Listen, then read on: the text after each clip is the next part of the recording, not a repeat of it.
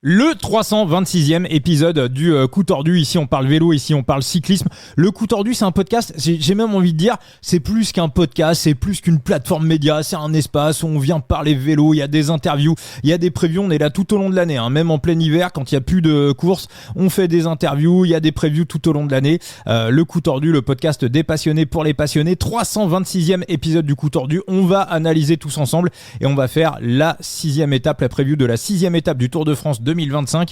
Et dans la place, Monsieur Latib, alias Thibaut. En forme, mon Thibaut ? En forme, et potentiellement peut-être un peu plus en forme que Jonas Vingegaard. Alors, Jonas, toi, ça t'a surpris ou pas là, ce petit tir quand même, ce gros tir qu'il a pris aujourd'hui sur le contre-la-montre? Ah ouais, quand même, on s'attendait quand même à un meilleur chrono que ça. Il finit peut-être derrière des rouleurs qui avaient des conditions qui étaient un peu plus favorables, donc ça peut se comprendre.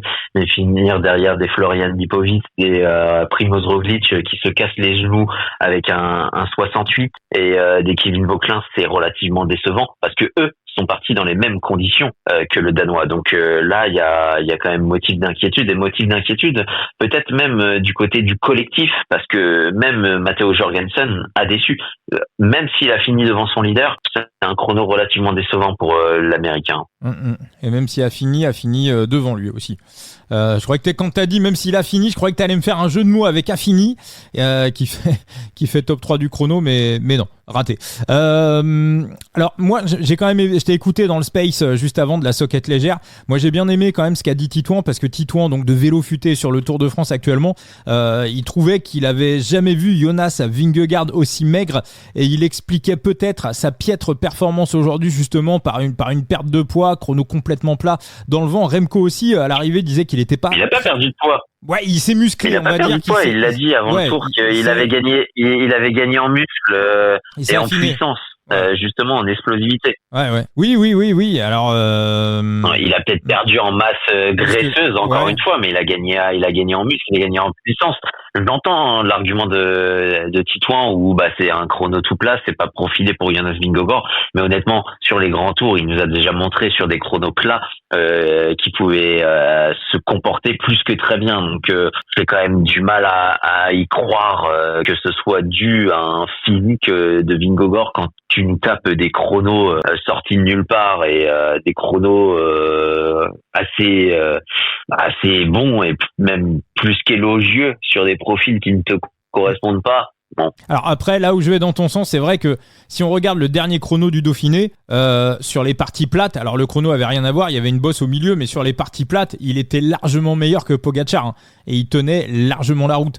Donc ouais. Et il était il était pas ridicule par rapport à Remco Evenepoel. Oui, en plus. Après, voilà, moi simplement, ça me fait dire que je pense qu'à mon avis, en montagne, alors il sera pour moi derrière Pogačar. Mais sauf véritablement coup de massue ou bad run, ou à moins que sa femme, on en parlait dans l'avant-dernier podcast, sa femme qui est foutue un petit peu la merde en interne et que mentalement il soit pris dans un truc, mais j'y crois pas trop, ça a dû le faire chier, il a peut-être pas dû bien dormir le soir où l'interview est sortie. Forcément ça joue un peu sur la récupération de la 32 minutes dans les carreaux. Je peux corriger sur cette interview. Alors dis-moi. Parce que je t'ai dit qu'elle était sortie la veille, mais en fait c'est une interview qui est reprise et qui date de 2024. Alors attends, elle l'a faite en 2024 et c'est une interview qui a été et il l'avait sortie à l'époque ou pas? Et il y a un média qui l'a, je sais plus, mais c'est une interview qui date il y a quand même quelques temps, qui a été ressortie par un média danois, puis après ressortie par la presse belge, parce que ça tape sur Wout van Aert. Ouais, après voilà, c'est pour ça. Non, mais il faut toujours se méfier. Les gens souvent comprennent ce qu'ils ont envie de comprendre, entendent ce qu'ils ont envie d'entendre, et si t'as envie de faire un buzz, même limite, tu fais l'interview il y a 6 mois et puis tu la ressors là à ce moment-là, donc c'est toujours un petit peu particulier. Thibaut, juste avant qu'on attaque la preview de cette 6e étape, il faut que j'en parle Thibaut. Side Limit, voilà, il y a des petites actualités sur Side Limit actuellement. Alors je le dis, je le répète encore une fois, Side Limit n'est pas partenaire du podcast, et quand il y a des trucs négatifs sur Side Limit à dire, je suis aussi je le dis aussi, ce qui montre bien que c'est pas un partenariat commercial. Ça s'est un petit peu clashé dans le le Discord. Il y en a qui ont compris ce qu'ils avaient envie de comprendre ces dernières semaines et qui ont entendu ce qu'ils avaient envie d'entendre. Alors sur Side Limit, les 2 dernières saisons dans le Tour de France, jeu de fantasy où on joue avec ses propres NFT, les 2 dernières années dans le Tour de France, on avait à peu près $1 600 de prize money. Moi, j'avais parlé ces dernières semaines que j'espérais, vu que les prize money sur Side Limit augmentent en 2025, vu qu'on était à $7 500 répartis sur l'année dernière de récompenses en cash et qu'on monte de 25% cette année, donc on va arriver à $10 000 à la fin de l'année. J'espérais que 1600 plus 25%, on arrive au moins à $2000 de prize money. Sauf que sur ce Tour de France, alors comme je le disais à chaque fois, j'espérais, j'ai pas fait une annonce, reprenez les podcasts, j'ai dit j'espère, j'ai précisé que je n'étais pas dans le secret des dieux, j'ai dit voilà, de mon point de vue, j'espère. Alors sur ce Tour de France, on arrive à $675 de Side Limit. Pourquoi Valentin a expliqué la raison dans le Discord, c'est que y a énormément de prize money qui ont été distribués jusqu'au mois de juin, c'est-à-dire que toutes les courses annexes, course World Tour, les 2.1, les 2.2, parce que sur Side Limit on joue toute l'année et on joue de la New Zealand Cycle Classic jusqu'au Tour de Guatemala. Bon, la New Zealand Cycle Classic a été annulée en 2025, mais la saison peut débuter de là. On ne joue pas que en World Tour. Les prize money ont été augmentés, donc ce qui fait qu'on est arrivé à fin juin avec déjà un surplus de 31% par rapport à l'année dernière. Ensuite, il y a l'appli Side Limit qui est testé en ce moment, qui est testé en version bêta. Donc c'est pour les joueurs de Side Limit, pour ceux qui sont déjà sur Side Limit, avec des prize money. Tous les jours, il va y avoir des petits cadeaux, 10 balles, 15 balles, avec des rewards qui vont tomber en plus. Donc ceux qui sont sur Side Limit et qui ne sont pas encore dans le Discord, vous voulez avoir accès à cette version bêta et vous voulez jouer sur les étapes les unes après les autres, allez sur le Discord et puis vous allez pouvoir télécharger à la fois sur Apple Store et à la fois sur Android. Vous allez pouvoir utiliser la version bêta. Donc le but de Side Limit, c'est de débugger l'appli. Maintenant, mon Thibaut, là où je vais être un petit peu négatif, parce que quand il faut le dire, c'est vrai que les 2 premières saisons, on s'est habitué à des gros prize money sur le Tour de France, et il y a aussi beaucoup de managers qui ont investi dans leurs cartes en prévision du Tour de France. Alors, les investissements ne sont pas perdus,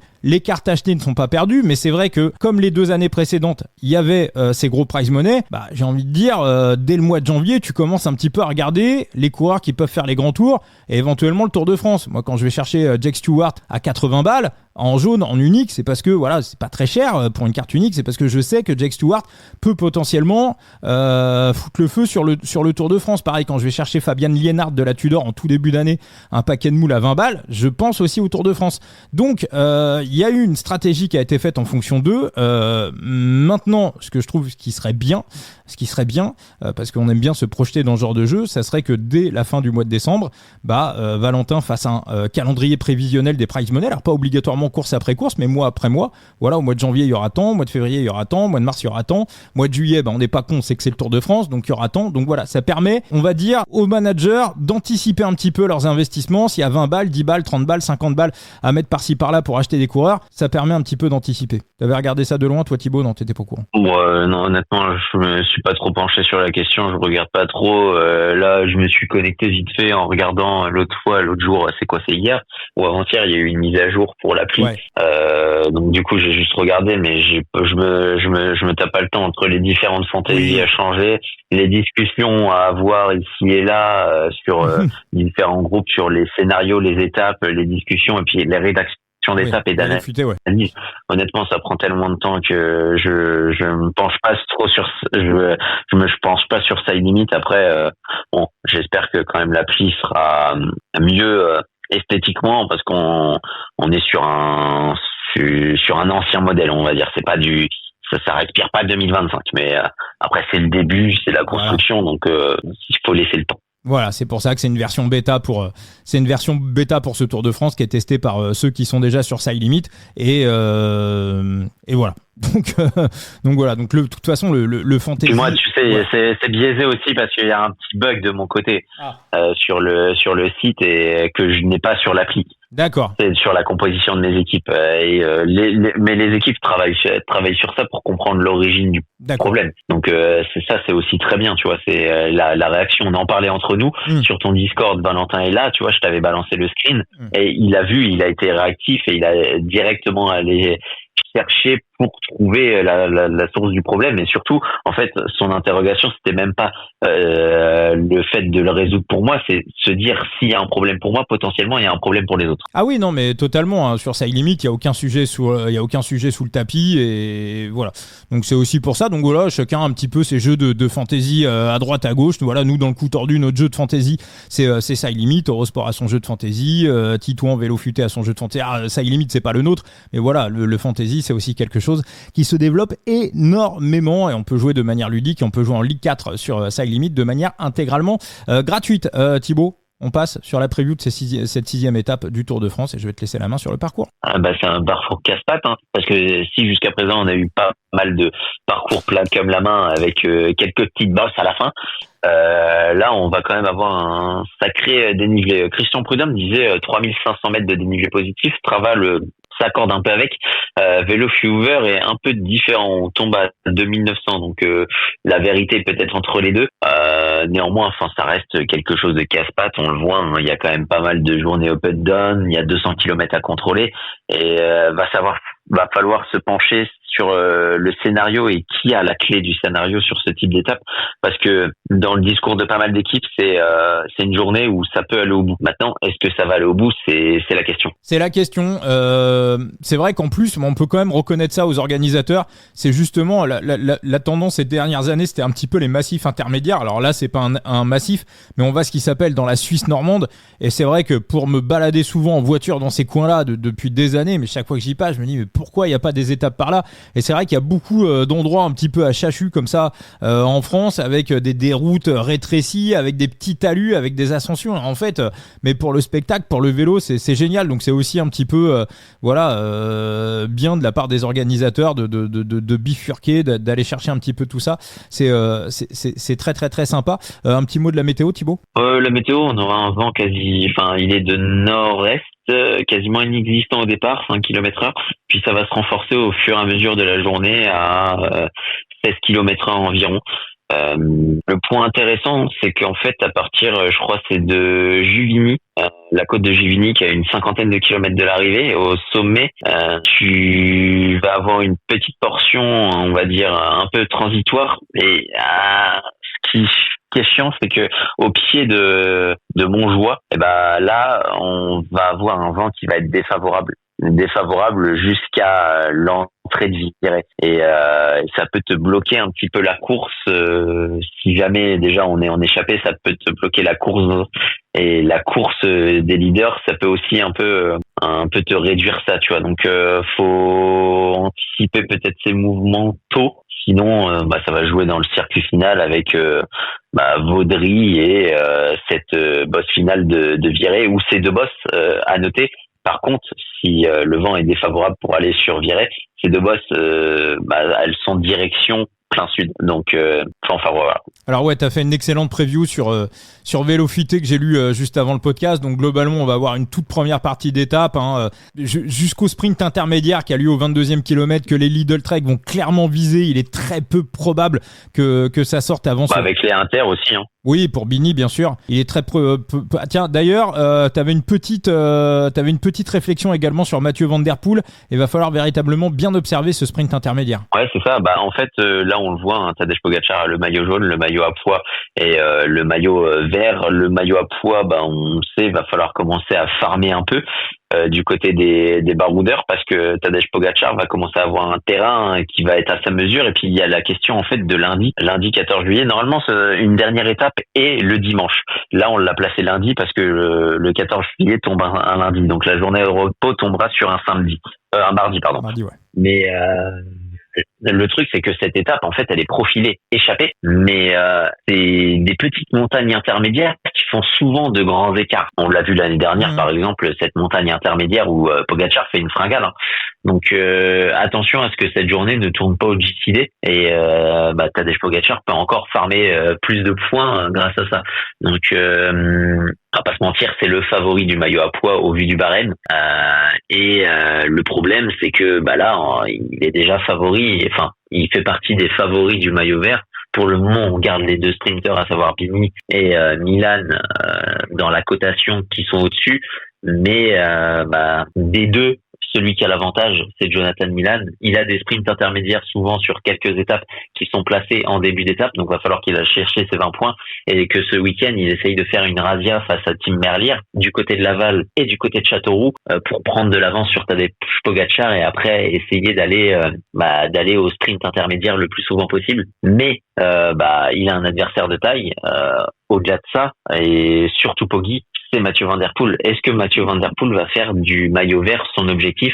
On aura la réponse très vite en fait dans cette étape avec ce sprint intermédiaire. Si Mathieu Van Der Poel y participe, ça voudra dire qu'il a des visées et ça voudra dire que là on aura potentiellement de l'enjeu.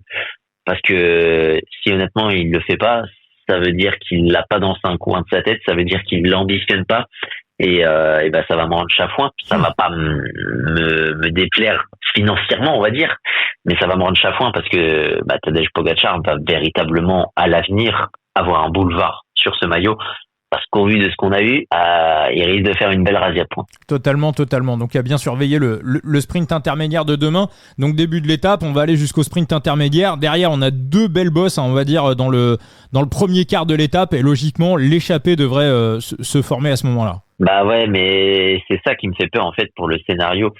On part sur potentiellement une tendance échappée parce que pas mal de monde voudra y aller, mais il y a le risque que des équipes soient piégées et se mettent à rouler. Il y a un risque tout simplement que la Alpecin se dise c'est peut-être mieux de miser sur Mathieu Van Der Poel dans le peloton qu'en échappée parce que potentiellement ça peut être tous contre lui. À partir du moment où c'est tous contre lui, c'est beaucoup plus compliqué. On l'a vu au Dauphiné. Et puis il y a cette question des Émiratis parce que oui, Tadej Pogačar, ce serait dans son intérêt de lâcher le maillot, mais est-ce qu'on l'a vu souvent lâcher le maillot et de manière assez volontaire? Non. Et souvent, par exemple, ce qui me fait peur, c'est que un Kevin Bauquelin, c'est parfait pour lui. C'est parfait pour lui d'aller en échappée. Il aurait quand même pas mal de fois les notes par rapport à pas mal de concurrents. Il est sur ses terres. Mais est-ce que les Émiratis, par forme de politesse, pourraient dire non, mais Bauquelin était devant, donc on s'est mis à rouler parce que ça reste quand même quelqu'un de dangereux. Une fausse politesse. Et ça peut très vite tourner à l'avantage du discipliné. Et puis ce qui me fait peur surtout, si tu as écouté le Space, c'est cette formation d'échappée en fait, avec ce sprint intermédiaire qui est tôt, parce que ça veut dire que jusqu'au sprint intermédiaire, on n'a pas d'échappée. Après, on a une première montée, mais qui est pas si sélective que ça, donc ça peut batailler. Et en fait, ça peut batailler jusqu'à la rançonnière. Et la rançonnière, si tu vois les pourcentages, honnêtement, si ça se bataille devant, c'est possible en fait qu'on ait un groupe de leaders de 20-25 au sommet, avec quand même quelques hommes forts, mais pas mal de leaders. Donc en fait, c'est une échappée où les leaders, ça va commencer à voir les retours de l'arrière, mais t'as 4-5 coureurs qui vont s'échapper. Et dans ces conditions-là, c'est pas une échappée d'une vingtaine d'unités comme on pourrait espérer. Et c'est peut-être un peu plus facile à contrôler sur 200 km. Surtout, moi, à mon avis, les UAE... Alors, la situation où Tadej s'est retrouvé, on va dire, en position de lâcher le maillot, c'est pas arrivé si souvent. Si on retire son Giro 2024, moi, je me rappelle de l'étape il y avait eu l'étape de Longwy, d'ailleurs, sur un Tour de France qu'il avait pas gagné. C'était l'étape 7, où à un moment donné, il y avait une échappée devant qui avait 6-7 minutes d'avance, et puis il y a Sagan qui lui dit « T'as pas les couilles de faire rouler ». Et Pogačar lui dit ouais, j'ai pas les couilles, ils font rouler. Et c'est Gaudu qui avait raconté ça dans un live YouTube. Il me fait rire, Gaudu. Il parle un peu comme Guillaume Play. Mon con, il y a Pogačar qui a été voir Sagan, et Sagan il a dit putain mon con, tu étais pas capable de faire. Tu sais, il y a un petit côté Guillaume Play quand il parle, Gaudu. Mais il me fait rire.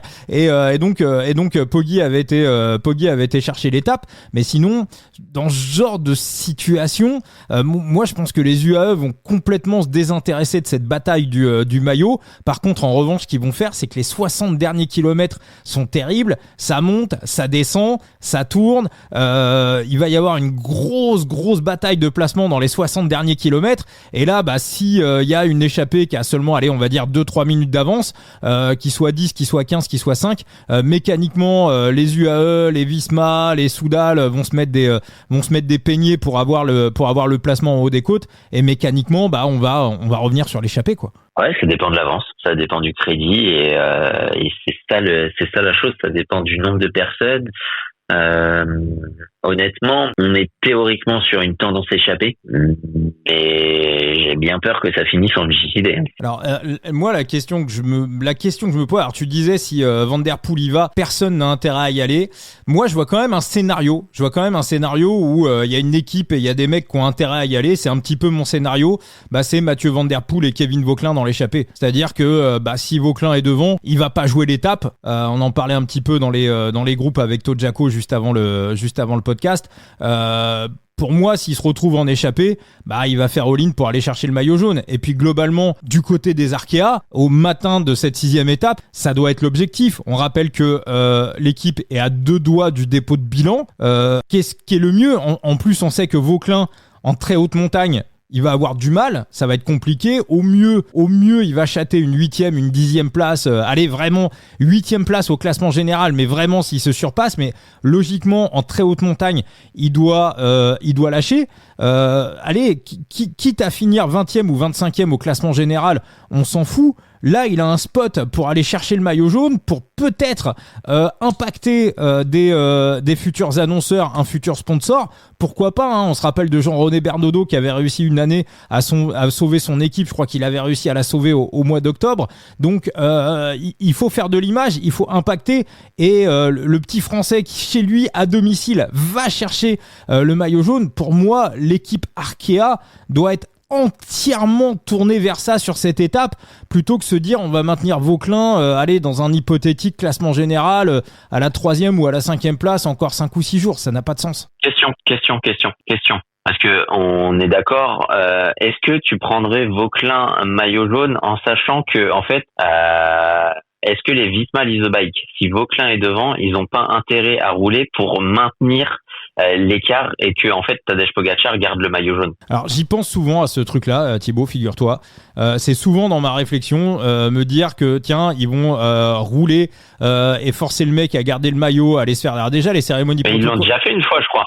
J'ai pas le souvenir. J'ai cherché, je me suis souvent mis ça en tête. J'en ai parfois parlé dans des podcasts, mais ce truc-là n'arrive jamais en fait. Je me souviens. Non mais je me souviens. Je me souviens d'une fois où ça avait roulé et à l'arrivée on leur a demandé, ils ont dit on a roulé pour que c'était pas sur le Giro peut-être. Non c'est pas sur le Giro mais si c'était peut-être sur le Giro mais pas avec Tadej Pogačar, avec un autre et ils ont dit on a roulé pour qu'il garde le maillot. Ouais maintenant et est-ce que c'est pas dans les ambitions de faire ça aussi? Moi je pense que leur ambition au matin de cette étape ça va être de laisser carte blanche à Wout van Aert pour qu'il essaye d'aller chercher l'étape. Oui je pense aussi, mais ça t'empêche pas de rouler derrière parce que t'as mis quand même au repos certains de tes gros rouleurs, à savoir Victor Kampenaerts et Wout van Aert. Wout van Aert, c'est quand même mieux de le laisser aller jouer devant et puis jouer le backup avec Jonas Vingegaard et Matteo Jorgensen à l'arrière. Mais ça t'empêche pas de rouler pour maintenir l'écart pour que un Tadej Pogačar garde le maillot jaune. Après, moi j'ai l'impression que Visma et UAE vont se sentir le cul pendant tout le tour. Réflexion intéressante de Jackie Durand. UAE joue le classement par équipe. Pourquoi Nils Politt a fait le chrono à fond? UAE joue clairement le classement par équipe. Donc, leur concurrent principal au niveau du classement par équipe, c'est la Visma. Oui, mais alors la question, Thibaut, moi je te retourne une question. Est-ce que si Van Aert sort... honnêtement, on le sait très bien. On sait très bien. On le sait très bien pour une seule et bonne raison. Ils ont très très mal digéré la branlée qu'ils ont subie, notamment en 2022 où les Visma ont littéralement... les Visma sur le Tour de France. Oui. Ils ont tout pris, mais tout. Classement par étape, classement du meilleur grimpeur, classement du meilleur sprinter, maillot jaune et un nombre d'étapes faramineuses. Au niveau des primes, c'était une razzia. Et est-ce que les Émiratis veulent pas refaire la même? Ah oui, si, c'est sûr. Maintenant, c'est pour ça que je te pose, ça rejoint la question que j'allais te poser. Est-ce que si Van Aert part dans l'échappée, parce que c'est à peu près le seul Visma que je pense être autorisé à partir en échappée, est-ce que UAE en fout un aussi dans l'échappée? Moi je pense que oui. Est-ce qu'ils en foutent un ou est-ce qu'ils roulent derrière? Moi je pense qu'ils en mettent un. Je pense qu'ils t'en mettent un, quitte à le récupérer derrière dans les derniers kilomètres s'il a pas de chance de gagner l'étape. Un peu ce qu'on a vu sur le. Le problème c'est que c'est mais c'est ça en fait le problème, c'est que si t'en fous un, quel Émirati tu fous en échappée qui a des chances de battre Wout van Aert? Pour moi il roule. Ils roulent derrière lui s'ils veulent absolument tuer Wout van Aert, ils se font taper. Après, Van Aert, quand il se retrouve en échappée, rappelle-toi l'année dernière, c'était l'étape où il y avait t'avais Julien Bernard, Jordan Jegat en échappée, celle où Matteo Vercher fait deuxième. Je sais plus qui avait gagné d'ailleurs. On était sur la 18 ou 19e étape. Van Aert est dans l'échappée. Quand il se retrouve, c'est un peu le problème de Van Der Poel, c'est quand il se retrouve dans un gros groupe en échappée avec 20-25 mecs, il a un peu la pancarte. Et pire encore, imagine les deux sont dans l'échappée. T'es tranquille, ils vont se sentir le cul en fait. Ah bah c'est un remake. Putain, c'est un remake du Creusot, mais rien de garanti rien de garanti qui se renifle le cul, tu vois. Donc honnêtement, je pense que si tu pars dans l'optique de te dire Isma, non, c'est mort, niet, faut pas dans l'échappée avec, hein. Tu leur roules dessus. Hein. Et si jamais il y a un UAE dans l'échappée, il va se dire Tu sais très bien, de toute façon, tu sais très bien. Bon, ouais, mais imagine, tu sais très bien qu'en plus derrière. Ouais. Imagine, t'as un UAE t'as Vauquelin et t'as un UAE dans l'échappée. Vas-y, continue. L'UAE il va dire je roule pas. Vauquelin il va prendre le maillot jaune de Pogacar. Il a, tu vois. Je veux dire, si t'as un Narvaez ou un Polite dans l'histoire, il suce les roues, il aura raison. En fait, UAE, on je suis pas sûr. Si leur intérêt c'est de perdre le maillot, c'est de rouler avec et de contribuer. Parce moi je pense qu'ils vont oui, d'accord. Mais leur intérêt, s'ils peuvent gagner l'étape et perdre le maillot en même temps, c'est du bluff aussi le vélo des fois. Mais qui a une étape? Le UAE, je sais pas, Narvaez. C'est ça. Voilà. Mais c'est quand même un scénario. Ça vaut bien, j'ai du mal à y croire. En plus, mais Narvaez. Wellens. Parce que t'as déjà Narvaez gagné dans un groupe d'échappés. Non, à chaque fois, il se fait piéger. Il a battu Pogacar sur le Giro 2024. Il a, non mais en échappé, je te dis. Il a battu Pogacar dans un scénario. Non, mais t'as bien compris. Oui. À chaque fois qu'il est en échappé, hormis, c'est quoi, sa victoire face à Marc Padoun, Narvaez a le sens tactique d'un hamster. Aussi, oui. Non, mais après chez les UAE, il y en a d'autres. Mais en tout cas, ça va être, effectivement, ils peuvent aussi rouler, mais les UAE peuvent aussi rouler. Que Tim Wellens. Ils peuvent aussi rouler sur Van Aert pour le classement par équipe. Le problème, c'est que faut que tu gardes des éléments dans un final qui est piégeux, dans un final où en fait tu sais très bien que les Visma Leasebike vont essayer d'accélérer. T'as juste à regarder la petite dizaine de derniers kilomètres. T'as la côte de Vaudry, puis après t'as une portion descendante. Tu sais très bien que dans la côte de Vaudry, les Visma Leasebike vont accélérer pour être en pole position pour cette descente et aborder la montée de Vire en tête. Donc après tu gardes plusieurs éléments. Les meilleurs éléments, c'est Jonathan Narvaez et Tim Wellens. Non, moi j'y crois pas.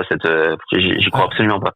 Après, c'est vrai que pour aller sur ton scénario GC Day, Thibaut, c'est vrai que pour les Alpecin finalement c'est assez simple. C'est-à-dire, on laisse filer l'échappée, quel que soit le nombre, après 20 ou 30 km. Et ensuite, on a juste à assurer des relais jusqu'au 60 km de l'arrivée. Et on sait qu'à 60 km de l'arrivée, on va commencer à arriver dans les talus. Et les Visma, les UAE, voire les Soudal, vont aussi faire le travail parce qu'il va y avoir une énorme guerre de placement. Donc finalement pour les Sullivan, voilà, je l'appelle Sullivan, pour Dillier, pour Sullivan Dillier et pour les autres, finalement, il y a un petit 40-50 km de relais à faire. Maintenir le coup, aller à 2, 3, même 4 minutes. S'il y a 4 minutes à 60 km de l'arrivée, pour moi, le peloton revient parce qu'effectivement, dès qu'on va commencer à arriver sur le circuit final, ça risque de bastonner sévère. Donc, effectivement, Thibaut, ça va. Je vais donc te rejoindre sur un GC Day. Je suis pas radical, mais je vais te rejoindre sur un GC Day. Alors, Thibaut, la question que je te pose. Moi, je suis pas radical. Ça reste. Moi non plus. Ça reste une tendance échappée, mais honnêtement, je crois au vu. En plus, connaissant les équipes, à chaque fois, on va les voir. T'as une équipe qui va rouler parce qu'elle va être piégée, et tu vas dire, génial. Ça roule pour une victoire de Tadej Pogacar. Les mecs qui calculent même pas comme ça, ils s'en foutent et ils savent très bien au pire que c'est foutu face à Tadej Pogacar, mais il y a d'autres résultats à chercher derrière parce que tu vas chercher une deuxième place derrière Tadej Pogacar.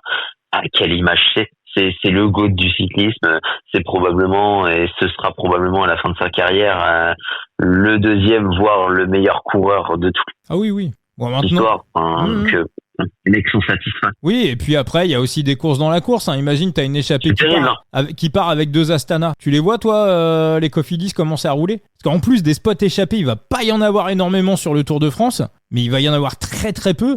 Donc effectivement, dès qu'une équipe va se faire avoir, on n'est qu'à la 7e étape, mais possiblement ça peut aussi se mettre à rouler et filer un coup de main aux Alpecin. Au cas où, quoi, le fameux au cas où de Jackie Durand. Je pense que mentalement, t'as des équipes. Oui, et puis t'as des équipes qui veulent être devant. T'as des équipes qui veulent être devant, type par exemple Kevin Vauquelin avec Arkea on peut mettre devant. T'as Romain Grégoire avec. Mais si les mecs sont pas représentés devant, ils peuvent très bien rouler parce que c'est des mecs qui peuvent se dire vas-y, j'y crois face à Poggi. Avec les bonnes circonstances, la bonne anticipation, ça peut le faire. Ouais, totalement. Alors, on a quand même le final, donc arrivée finale punchy, 700 mètres avec un passage à 10%. Sur ce type d'ascension, si ça joue en GC Day, c'est 700 mètres à 10%. C'est à 10%, ouais. 700 mètres, c'est court. Pour toi, qui la met au fond? Tadej Pogacar. D'accord. Tu penses que... C'est décidé, honnêtement. Non, mais non, mais pourquoi tu te poses la question de dire 700 mètres, c'est court? La rampe Saint-Hilaire, les pourcentages les plus abrupts, ça y ressemble. La rampe Saint-Hilaire était un peu plus pentue, mais cette rampe de Vire, Normandie, elle est littéralement aussi indigeste que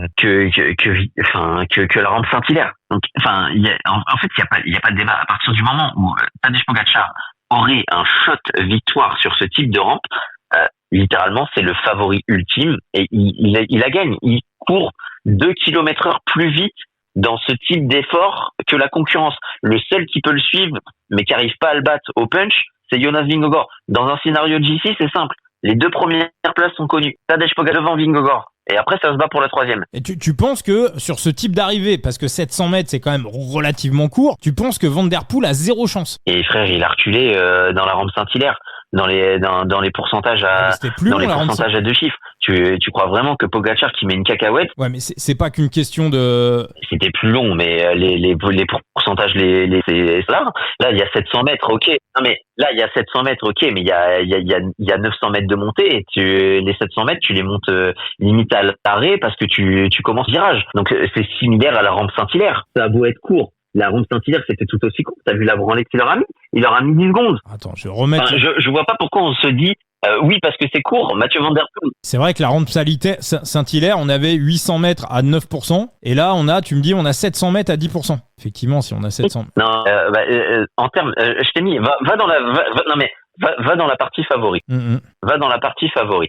Dans la partie favori, je t'ai mis un comparatif des 700 mètres les plus durs des 2 montées. Sur vélo futé? C'est certes, le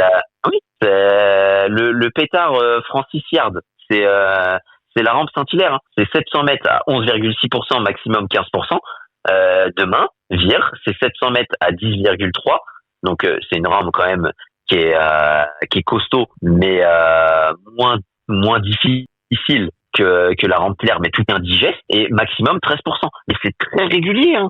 On est régulièrement dans du 11-13%. Dans ce cas-là, Van Der Poel... Pour moi, il n'y a pas de débat. Enfin, c'est du coup humain. Hein. Dans ce cas-là, Van Der Poel a plus de chances d'en échapper. Van Der Poel, oui, plus de chances d'en échapper. Il a plus de chances de se faire piéger. Il a plus de chances d'être présent pour... Sauf s'il part avec Vauquelin. Oui, théoriquement, stratégiquement, c'est peut-être peu. Mais le problème, en fait, c'est qu'il va se faire piéger, quoi. Moi, je te le dis, hein, il va parce que ça va être tous contre lui. Qu'on soit clair. Sauf s'il y a Vauquelin, si Vauquelin, il amène Van Der Poel avec lui. Contre Van Der Poel, plus s'il y a Wout van Aert, ils vont s'enterrer. Ouais, mais j'ai l'impression que les UAE vont pas laisser Van Aert pour le classement équipe. Et puis Van Aert, ça va pas. Parce qu'il va falloir quand même avoir la canne pour le... Oui, non mais Van Aert, j'y crois absolument pas là-dedans. Il se fait torcher le cul par des mecs en échappé sur l'explosivité. Sur une rampe comme ça, c'est soit il arrive en solitaire, soit il se fait torcher le cul par un puncher. Ouais, non mais oui, non mais c'est vrai que la stratégie des Alpecin, mais je pense que même à l'heure qu'il est, ils doivent pas savoir quoi. Ils doivent pas savoir, mais maintenant le truc c'est que si Van Der Poel est dans l'échappée, tu vois, une fois qu'on va avoir fini le premier quart, premier tiers de la course et que l'échappée va partir, avant d'arriver sur les 60 derniers kilomètres, bah là ça va musarder et ça peut prendre 6, 7, 8 minutes. Et là par contre ça va au bout quoi. Tu vois, si Van Der Poel est devant, même si c'est un groupe de 5, ça va au bout. Il y a aussi une question. Ouais, mais il y a une question aussi. C'est est-ce que Van Der Poel a envie d'aller en échappée et quand même user pas mal de jus à la veille de Mur de Bretagne où il a un sacré shot et un sacré souvenir. Ah ça c'est vrai que Mur de Bretagne, c'est c'est peut-être à prendre en compte dans la réflexion. Hein. C'est vrai. Ouais, c'est pour ça, franchement le scénario est assez preset. C'est une étape qui est ouverte. Je ferme le scénario absolument à rien. Et de ce que j'anticiperais, honnêtement, même si c'est une tendance échappée, parce que très clairement, tout le monde voudra y aller. Si Van Der Poel sort pas, c'est JC Day. Je vois un JC. Si Van Der Poel sort pas, c'est JC Day. Ah oui, parce que les Alpecin rouleront, mais ils seront pas seuls, ils vont être aidés par une. Mais de toute façon, à partir du moment où je vois une échappée peu fournir, sortir au sommet de Rançonnière, au vu de la difficulté que ils sortiront pas à 20. C'est facilement maîtrisable. Ça a beau être 200 km, un peu up and down, une équipe qui veut, surtout une équipe comme Alpecin, à chaque fois on dit oui, mais ils ont pas le matériel pour. Ils ont pas le matériel pour. À chaque fois ils te démontrent le contraire. Donc non. Bon. Mais je suis d'accord avec toi. De toute façon, Van Der Poel arrive face à Mathieu face à Tadej Pogačar. Faut qu'il s'invente. Faut qu'il se réinvente un truc parce que il arrive au pied dans Vire. Jamais il fera la nique à Tadej Pogačar. Et l'ascension juste avant Vire, elle est quand même beaucoup plus. Ouais, elle est plus favorable à Van Der Poel. Est-ce qu'il peut pas chercher à anticiper? Ouais, il va avoir les UAE qui vont lui revenir sur le plateau. Ouais. Non, c'est même pas les UAE. En fait, c'est le rythme des Visma Lease Bike qui me fait dire que ça aura quand même du mal à sortir. Ok Thibaut, et écoute. Mais c'est là où il faut qu'il fasse. Faut qu'il fasse dérailler le train. On va passer au pronostic alors Thibaut. Donc ton prono pour tiens, j'ai pas fait le message de prévention. Jouer avec excès comporte des risques et je vous ai mis dans le lien de l'épisode le numéro de téléphone de Joueur Info Service que j'espère vous n'aurez jamais à utiliser parce que vous, amis auditeurs du coup tordu, vous faites du management de bankroll, vous ne faites pas n'importe quoi, vous envoyez pas des patates et des parpaings n'importe comment, vous jouez de manière intelligente, je compte sur vous. Thibaut? Non, c'est pas une prise de pari et je vais m'expliquer pourquoi. Mon pronostic, si je vois un JCD, c'est Tadej Pogačar premier et Jonas Vingegaard deuxième. Jonas Vingegaard, ça peut être en GC, ça peut être un bon spot top 3.